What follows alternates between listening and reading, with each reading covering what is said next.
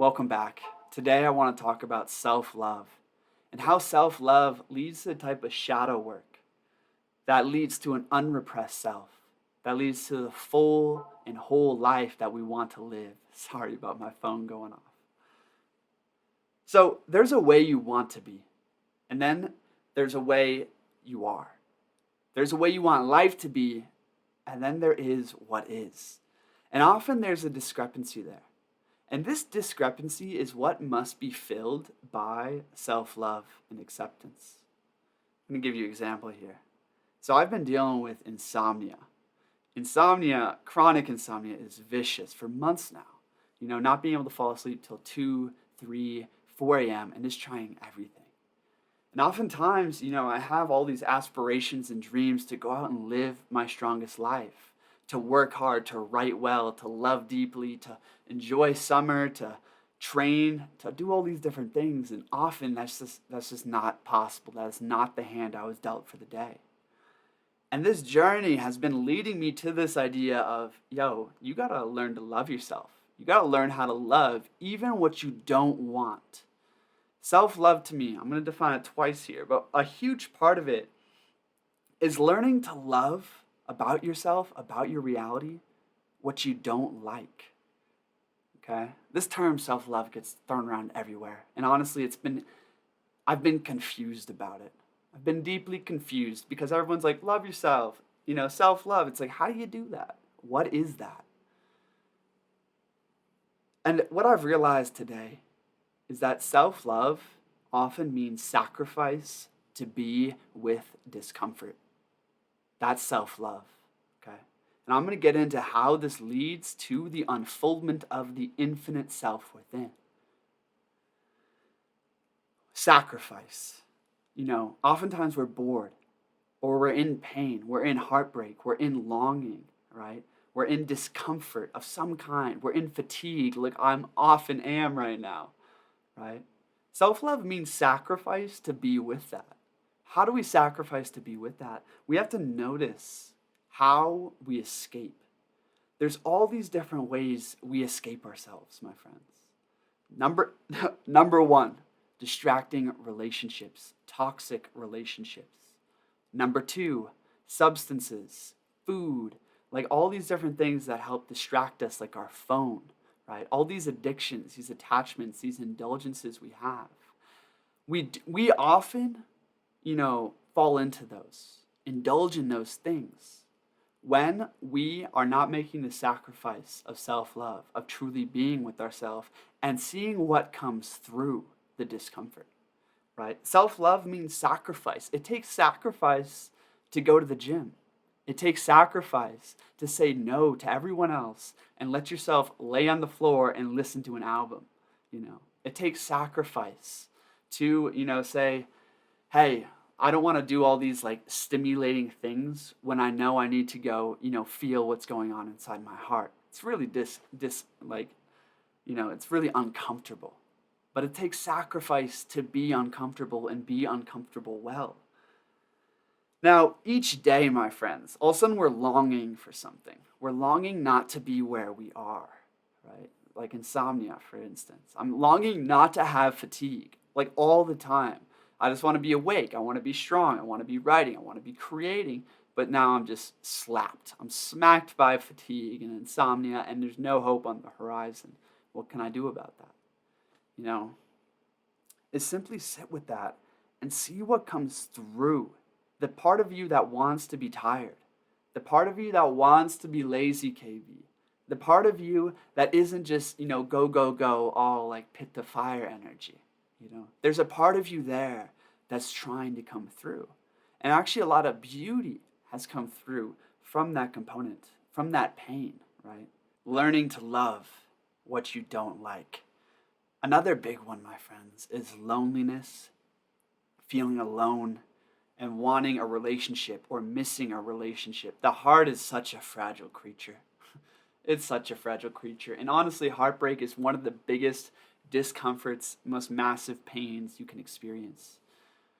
That feeling of loneliness, that feeling of despair, that feeling of breaking apart, of losing a part of you, right? And to find ways to find some means of sitting with that.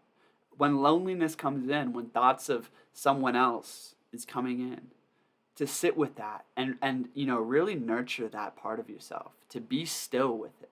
Basically to be still, to be in that container until all of those feelings until the water starts to clear, right? That's a huge practice in self-love, because relationships can be so nourishing if we're ready to receive that relationship, right? Or other times relationships can be huge distractions.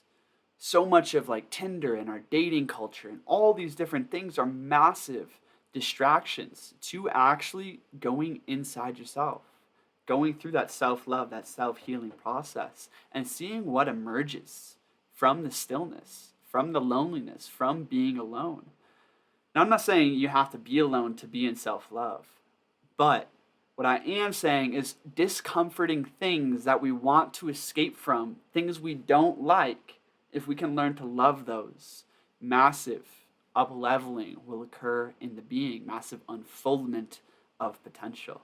Now, here's where we get into shadow work. When you allow what is to unfold and you don't distract, right, all of a sudden bits of the shadow or unconscious potential start to manifest in your life. We have the way we want to be, right? Maybe you want to be online. Like for me, I know I want to be online. I want to be strong. I want to be, inspired. I want to be, sorry. I want to be all those things, right? Inspiring. I want to be serene. But when I'm not those things, that's still me. There's a self inside that's trying to unfold all of its branches, right? And we often don't allow that thing to unfold. So we almost need this space to allow what is to unfold with faith, with grace. To have a little more grace, to have a little more feng shui with yourself here. And we don't distract, bits of the shadow or unconscious self start to unfold. Novelty comes from the inside. So many of us are seeking novelty, seeking new experiences. We're longing for things. And yeah, new experiences, new relationships are beautiful. They're awesome. That's a huge way the unconscious self can unfold, because all these new stimuli start to bring out parts of ourselves we haven't known, right? But also, novelty comes forth from the inside. And actually, this is the bigger transformation. When we change how we see the world, when we change how we relate to ourselves, that's how our experience truly becomes new and novel. Novelty comes forth from the inside, from the infinite potential sitting within. There's infinite potential within, my friends. An infinite self that wants to unfold its many branches. But we cut it off because we resist discomfort. We resist change. And this is where the self-love practice needs to deepen. Self-love, my friends, next time you're in pain and discomfort, dissatisfied, bored, longing, sitting with that emotion and seeing it through. Like, especially when there's a lot of pressure, when there's a lot of hardship and upheaval in your life, this is where your self-love practice needs to deepen. And watch novelty, watch inspiration, watch new vision and way of being flood into your life through those cracks. You see, the pressure that makes diamonds, my friends, the pressure that cracks this like really fragile self that we hold ourselves in, that pressure, it cracks it. And when we have self-love, we allow that crack, that crack to actually let the light in, my friends. So the shadow is not this like evil thing. It's simply all those parts that we don't want to feel, identify, be with, right? For instance, like anger. A lot of people like don't have the angry part of them online and connected. But that part can actually become assertive, right? When transmuted. But we don't know how to sit with anger in self-love, So we don't know how to be assertive when the opportunity presents itself. So I want to leave you with one example here. So if you've, stayed this long, please smash that subscribe button and that bell notification. I would love to see you at more videos like this, and drop your comments below, drop your thoughts below. Today, woke up, I wanted to write. So tired. I was so tired all day. All the insomnia stuff is catching up with me, right?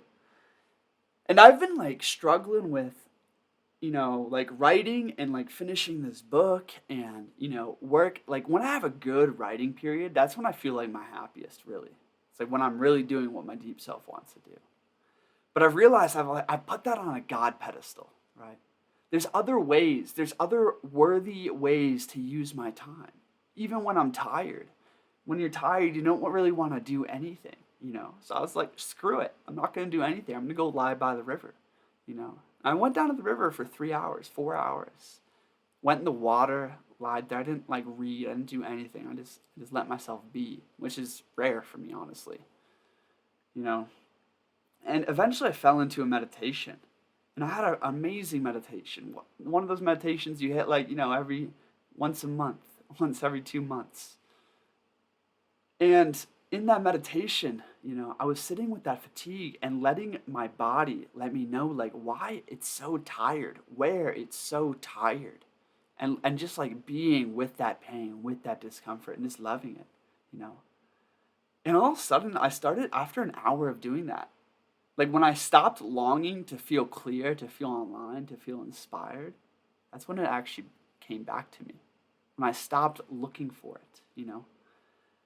And all of a sudden I started feeling more clear. And I created more spaciousness, more acceptance for what's going on. Like, yeah, I'm going to be tired. My body's going to hurt. Okay. How can we still move forward here? How can we still love that piece of me that wants to be tired, that wants to be lazy, that doesn't want to write this book? Okay, let's not write the book.